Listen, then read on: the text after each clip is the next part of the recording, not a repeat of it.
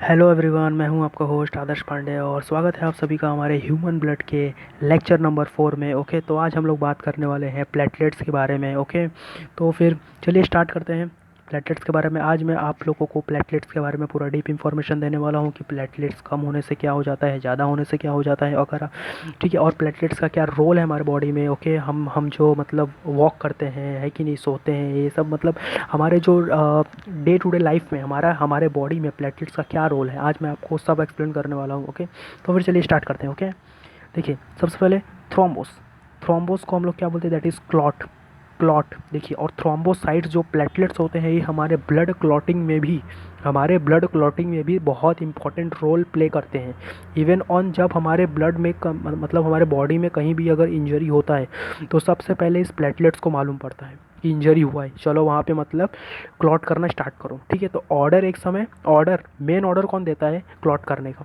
Platelets ही देता है। Okay, चलिए फिर थ्रोम्बोस मतलब क्लॉट, काइट्स मतलब cell. Okay, platelets are non nucleated. और देखिए जैसे हमने स्टार्टिंग में देखा था कि आरबीसीस में भी कैसे न्यूक्लियस एब्सेंट होते हैं, है कि नहीं, आरबीसीस में भी एब्सेंट होते हैं न्यूक्लियस, तो इसमें भी दैट इज़ प्लेटलेट्स में भी न्यूक्लियस एब्सेंट होते हैं। और देखिए नॉन न्यूक्लिएटेड होते हैं, राउंड होते हैं एंड कैसे बाय कॉन्वेक्स होते हैं। मैंने यहाँ पे शायद डाई लिखा है लेकिन वो बाय है एक्चुअली। ठीक है, तो राउंड एंड बाय कॉन्वेक्स होते हैं। They are the smallest elements of blood measuring about 2.5 to 5 micrometre in diameter. अब देखिए उसका डायमीटर कितना होता है। ठीक है, diameter 2.5 to 5 micrometre, micrometre in diameter. और देखिए सबसे स्मॉलेस्ट कंपोनेंट ऑफ ब्लड, ठीक है, सबसे स्मॉलेस्ट एलिमेंट्स ऑफ ब्लड क्या है? थ्रोम्बोसाइट्स और प्लेटलेट्स। एग्जाम में कभी भी आता है क्वेश्चन कि name the smallest elements of blood. Okay, तो आंसर क्या आएगा? That is platelets. Okay, they are about 2.5 to 4.5 lakhs per cubic M of blood. देखिए हमारे बॉडी में प्लेटलेट्स 2.5 to 4.5 लैक्स होने ही चाहिए। आप अगर कभी भी ब्लड रिपोर्टिंग कराने जाओगे तो अगर आप ब्लड रिपोर्ट देख रहे हो उसमें प्लेटलेट्स का मतलब रेंज दिया रहता है और उसमें नॉर्मल आपका कितना है, उसमें मतलब नॉर्मल कितना होना चाहिए, ओके, उसमें दिया रहता है, और आपका कितना है उसमें वो भी रहता है। तो उसको देखिए अच्छे से, आपका 2.5 to 4.5 लैक्स होना ही चाहिए। अगर 2.5 लैक्स से कम है तो आप अपना प्लेटलेट इंक्रीज़ करिए। अगर आपने इंक्रीज़ नहीं किया तो आपके अंदर स्टेमिना की मतलब कैसे कमी हो जाएगी, आपके अंदर फिर स्टेमिना नहीं रहेगा और फिर आप कोई काम अच्छे से नहीं कर पाएंगे, आपका मतलब कोई भी काम में उतना ध्यान नहीं लगेगा। अब देखिए एनर्जी और स्टेमिना, ये दोनों में अंतर होता है। एनर्जी क्या होता है और स्टेमिना क्या होता है? मान लीजिए कि मैंने आपको बोला कि आप यहाँ से 10 किलोमीटर भागिए। ठीक है, भागिए आप 10 किलोमीटर भागिए।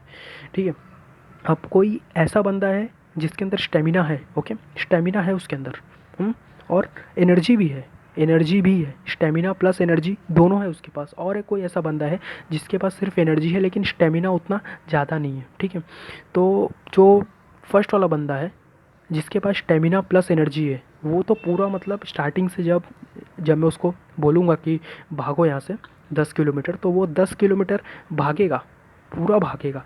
ठीक है, लेकिन आराम आराम से भागेगा, लेकिन रुकेगा नहीं, क्योंकि क्योंकि उसके अंदर एनर्जी भी है कि नहीं, और स्टेमिना है। स्टेमिना आपको काम करने का मतलब आपके काम को कंटिन्यू करने का एनर्जी देता है। मतलब आप अपने काम को कंटिन्यू करते रहे, भले ही आप धीरे धीरे कर रहे हैं, इससे कुछ मतलब असर नहीं पड़ता, आप अपना काम कर रहे हैं, ये ज़रूरी है। तो ये हमें कौन देता है? That is stamina. या स्टेमिना कौन देता है? That is platelets. ठीक है, प्लेटलेट्स देते हैं। और अगर मैंने दूसरे को बोला कि तू भाग, उसके अंदर सिर्फ एनर्जी है कि नहीं, प्लेटलेट्स उतना ज़्यादा नहीं है, वो स्टार्टिंग में तो बहुत स्पीड भागेगा, है कि नहीं, लेकिन फिर 2 किलोमीटर मतलब 4 किलोमीटर जाने के बाद वो एकदम स्लो हो जाएगा, इवन ऑन रुक जाएगा, वो भाग ही नहीं पाएगा आगे, क्योंकि इसके अंदर जो एनर्जी था वो तो हो गया, है कि नहीं, यूज़ हो गया, वो कंज्यूम हो गया। लेकिन आगे उसके भागे, और लेकिन उसके पास कैसा प्लेटलेट्स की भी कैसे शॉर्टेज है, प्लेटलेट्स नहीं है उसके पास, इसीलिए वो उतना आगे नहीं भाग पाएगा। तो ये अंतर होता है प्लेटलेट्स और एनर्जी में। एनर्जी आपको देखिए, आपको आपके बॉडी के लिए एनर्जी भी चाहिए और प्लेटलेट्स भी चाहिए, तो प्लेटलेट्स हमेशा मेंटेन करके रखिए। अगर आपका प्लेटलेट्स कम हुआ, ठीक है, बहुत ही सीवियर मतलब हालत में, बहुत ही सीवियर केसेस ऐसे होते हैं जिसमें कि प्लेटलेट्स नियर अबाउट 30,000 20,000 आ जाता है। ऐसे हालत में पेशेंट का डेथ भी हो सकता है। अगर आपका प्लेटलेट्स अगर नियर अबाउट 30,000 20,000 आ गया है, ठीक है, ज़्यादातर देखिए जिसको डेंगू होता है ना, डेंगू, उसका प्लेटलेट्स बहुत डाउन हो जाता है। और ऐसे ऐसे डेंगू के पेशेंट्स देखे गए हैं जिनका प्लेटलेट्स नियर अबाउट 30,000 20,000 तक आ गया है, मतलब वो एकदम मरने की हालत में आ गए। आप लोग न्यूज़ तो देखते होंगे, है कि नहीं, उसमें कितने सारे लोग अभी भी हमारे इंडिया में बहुत सारे लोग डेंगू से मरते हैं, इसलिए क्योंकि उनका प्लेटलेट्स काउंट बहुत कम हो जाता है। तो प्लेटलेट्स को इंक्रीज़ करिए। अब यहाँ पे क्वेश्चन आता है कि प्लेटलेट इंक्रीज़ कैसे करें। देखिए प्लेटलेट्स इंक्रीज़ करने के लिए आप फ्रूट्स खाइए, है कि नहीं, वेजिटेबल्स खाइए, ग्रीन वेजिटेबल्स खाइए, है कि नहीं, और ज़्यादातर आप जैसे कोई जूस जूस पीजिए, है कि नहीं, दैट इज़ ऑरेंज जूस, है कि नहीं, गन्ने का जूस, आपको जो अच्छा लगता है वो पीजिए, लेकिन पीजिए। अपने बॉडी को हमेशा हाइड्रेटेड रखिए, ओके, हमेशा अच्छी चीज़ खाइए। और मेन बात अगर और ये सबसे इसका बेस्ट सोर्स तो मुझे लगता है कि आप नारियल पानी ज़्यादा मतलब पीजिए, जिसकी वजह से प्लेटलेट्स एक बना रहता है। और अगर प्लेटलेट्स की कमी अगर आपने डेंगू के पेशेंट को देखा होगा तो आप उसकी हालत आप देख सकते हैं, वो ना कुछ खा सकता है, वो जैसे ही कुछ खाता है 2 मिनट बाद फिर वापस वॉमिटिंग कर देता है कि नहीं, उसके पेट में कुछ डाइजेस्ट ही नहीं होता है कि नहीं, इसकी वजह से। तो आपको मालूम पड़ेगा होगा कि प्लेटलेट्स कितना इंपॉर्टेंट है, और प्लेटलेट्स और एनर्जी में क्या मतलब डिफरेंस होता है, आपको अच्छे से आ गया होगा समझ में, okay.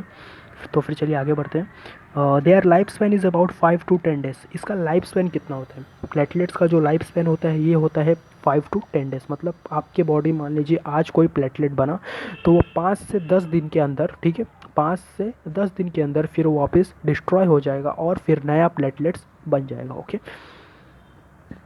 Thrombocytes are fragments formed from large cells called megakaryocytes of bone marrow. अब देखिए जो थ्रोम्बोसाइट्स मतलब बने किससे, थ्रोम्बोसाइट्स ऑफ फ्रैगमेंट्स, फ्रैगमेंट्स जैसे होते हैं, फॉर्म फ्रॉम लार्ज सेल्स, ये लार्ज सेल से बने होते हैं, और उस लार्ज सेल्स को हम लोग बोलते हैं megakaryocytes of bone marrow. Bone marrow का मेगाकारियोसाइट सेल थ्रोम्बोसाइट्स को बनाता है, okay. Formation of platelets is called thrombopoiesis. अब मान लीजिए आपके बॉडी में मतलब प्लेटलेट्स बन रहा है, तो हम लोग उसको क्या बोलेंगे, प्रोसेस को क्या बोलेंगे, that process is known as thrombopoiesis, okay. Increase in platelet is called thrombocytosis. अब आपके बॉडी में बहुत ज़्यादा मतलब प्लेटलेट इंक्रीज हो गया है कि नहीं, इंक्रीज हो गया, तो थ्रोम्बोसाइटोसिस। अब देखिए प्लेटलेट इंक्रीज हो गया, इसका ये कोई अच्छी बात नहीं है कि नहीं, रेंज में होना चाहिए, मीडियम, है कि नहीं, आपका आपके बॉडी में हर एक चीज़ एक मीडियम में होना चाहिए, एक रेंज में होना चाहिए, है कि नहीं। जितना उसका रेंज अगर ज़्यादा हो गया तो जैसे अगर मान लीजिए प्लेटलेट से ज़्यादा हो गया तो आपको जैसे माइल्ड हेडेक हो सकता है या फिर और कुछ भी हो सकता है, प्रॉब्लम ऐसे मतलब आते हैं सिम्टम्स, ओके। तो वैसे थ्रोम्बोसाइटोसिस मतलब इंक्रीज तो ज़्यादा होता नहीं प्लेटलेट्स आपका, मतलब आप लोग अगर काम भी अच्छे से, मतलब आप अच्छे से काम कर रहे हैं, सब फिट हैं, अगर आप एक्सरसाइज कर रहे हैं तो आपके बॉडी का सब कुछ बैलेंस रहेगा एकदम। और अगर आप ज़्यादा आलसी हैं, ज़्यादा सोते हैं ये सब, तो आपको फिर बहुत सारे हो सकते हैं डिसीज़, बिकॉज अपने बॉडी को मेंटेन करना बहुत ज़रूरी है, okay. Whereas decrease in platelets count is called thrombocytopenia. और अगर आपके बॉडी में अगर प्लेटलेट्स की कमी हो गई, प्लेटलेट्स की कमी हो गई तो अब तो अभी मैंने आपको एक्सप्लेन किया था कि प्लेटलेट्स की कमी से आपको डेंगू हो सकता है, आपके अंदर स्टेमिना की कमी हो सकती है, आपको किसी भी चीज़ में ध्यान नहीं लगेगा, आप कोई भी आप कभी भी अगर स्टडी के लिए बैठोगे तो आपका ध्यान ही नहीं लगेगा, है कि नहीं। देखिए ना, मतलब कोई कोई ऐसे स्टूडेंट होते हैं जो डायरेक्ट 4 5 घंटा 8 घंटे तक, इवन ऑन 10 10 घंटे तक वो कंटिन्यू पढ़ते ही रहते हैं।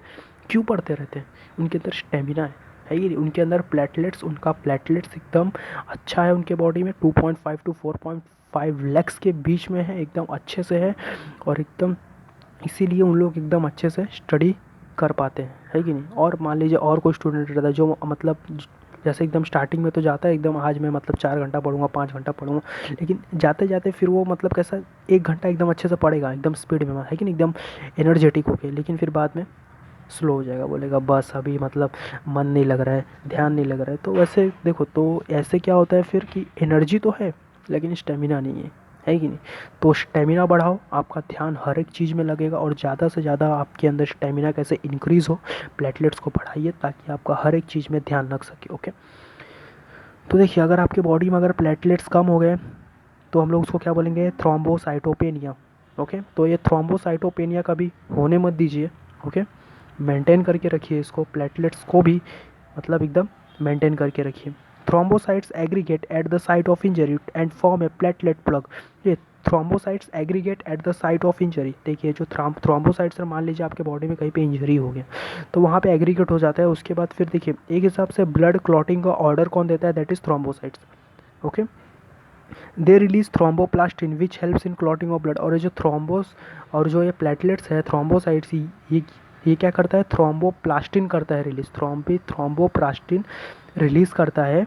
ओके, थ्रोम्बोप्लास्टिन रिलीज करता है जिसकी वजह से ब्लड क्लॉटिंग में हेल्प होता है। तो हम लोग बोल सकते हैं कि ब्लड क्लॉटिंग का ऑर्डर कौन देता है, दैट इज प्लेटलेट्स। ओके, ये मतलब कोगुलेशन ऑफ ब्लड के ऊपर मैं एक सेपरेट वीडियो बनाऊंगा, आप लोग उसको भी ज़रूर देखिएगा, वो भी ब्लड में ही इंक्लूडेड है, वो ब्लड का ही टॉपिक है।